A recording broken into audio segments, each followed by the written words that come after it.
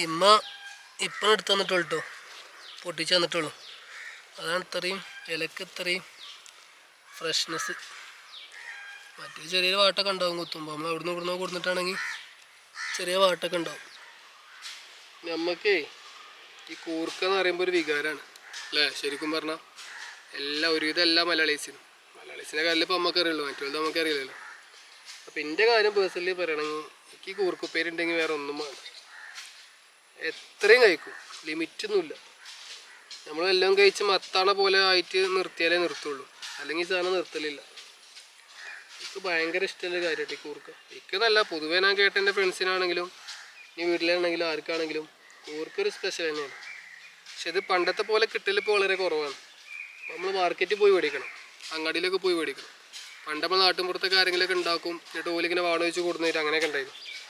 ഇപ്പം അങ്ങനത്തെ പേടൊക്കെ വളരെ കുറവാണ്.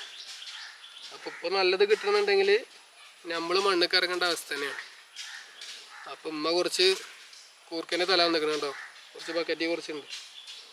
അപ്പോൾ കുറച്ചിങ്ങനെ കുഴിച്ചിട്ടു. ഇപ്പോൾ ബാക്കിയുണ്ട്. ബാക്കി ഇതിങ്ങനെ അത് മൊത്തത്തിൽ ഇതിങ്ങനെ ഫുള്ളായിട്ട് നെക്കി കൊടുക്കണം. അപ്പോൾ ഒന്ന് തലപ്പ് ഇങ്ങനെ ലെവലാക്കാൻ, കുഴിച്ചിടാൻ സുഖത്തിന് വേണ്ടി ഇങ്ങനെ എടുത്ത് തലപ്പ് ലെവലാക്കുകയാണ്. ഞാനൊക്കെ വീട്ടിൽ ചോറ് വെച്ച് കഴിഞ്ഞാൽ ലാസ്റ്റ് ഞാനാണെന്നുണ്ടെങ്കിൽ ഞാൻ ചട്ടി കൊടുക്കാനെ കൊണ്ടുപോട്ടോ. എന്നിട്ട് ഈ കുറച്ച് ചോറൊക്കെ ഇട്ടിട്ട് വേറെ മൂടാ, എനിക്കറിയാലോ അത്രയും ടേസ്റ്റസാണ്. പിന്നെ ഇതിങ്ങനെ പറയണം, അതിൻ്റെ മഹിമ പറഞ്ഞാൽ തീരില്ല. ഭയങ്കര ഇഷ്ടമാണ്.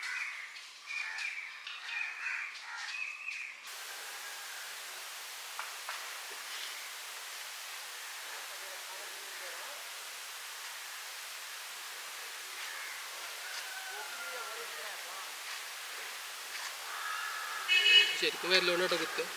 ഞാനൊരു കോലിൻ്റെ മുറി എടുത്തേക്കാണ്. അത് ജസ്റ്റ് കുത്തിയിട്ട് കൈക്ക് വെക്കുക, എന്നിട്ട് ഞാൻ കൊണ്ട് താത്തി കൊടുക്കുക.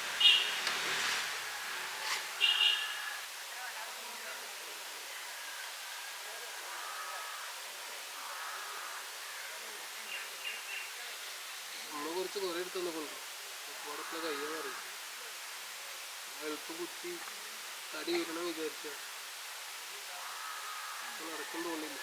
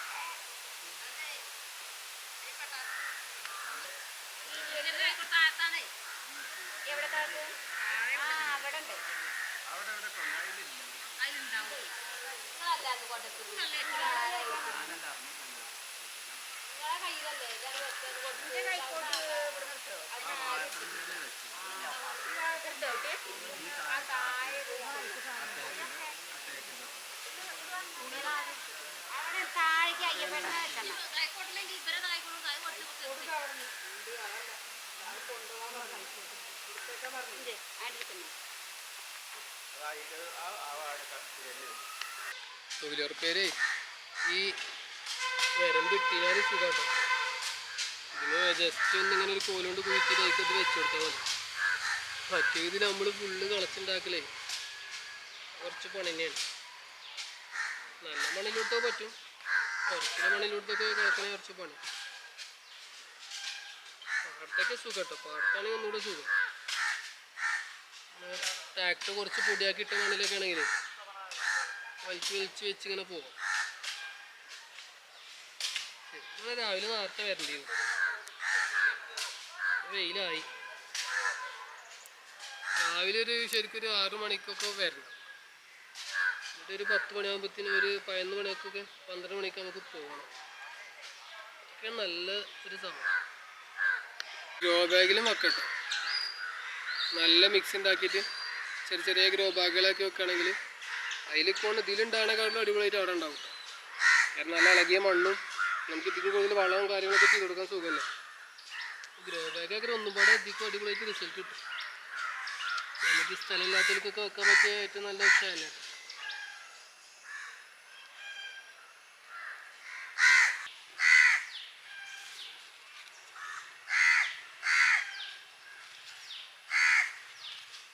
ഒരു കോലുകൊണ്ട് ഓട്ടിടുക, അതിക്ക് നേരെ വെക്കുക, കൈകൊണ്ട് അമർത്തി കൊടുക്കുക.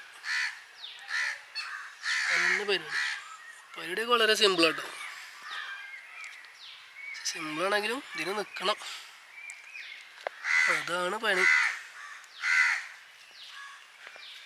ഇമ്മ ഇപ്പം എടുത്ത് തന്നിട്ടുള്ളൂ കേട്ടോ, പൊട്ടിച്ച് തന്നിട്ടുള്ളൂ. അതാണ് ഇത്രയും ഇലക്ക് ഇത്രയും ഫ്രഷ്നെസ്. മറ്റേ ചെറിയൊരു വാട്ടൊക്കെ ഉണ്ടാവും കുത്തുമ്പോൾ. നമ്മൾ ഇവിടുന്ന് കൊടുത്തിട്ടാണെങ്കിൽ ചെറിയ വാട്ടൊക്കെ ഉണ്ടാവും. ഇതുണ്ടോ, ഇതിമൊരു പീവ് ഉണ്ടോ?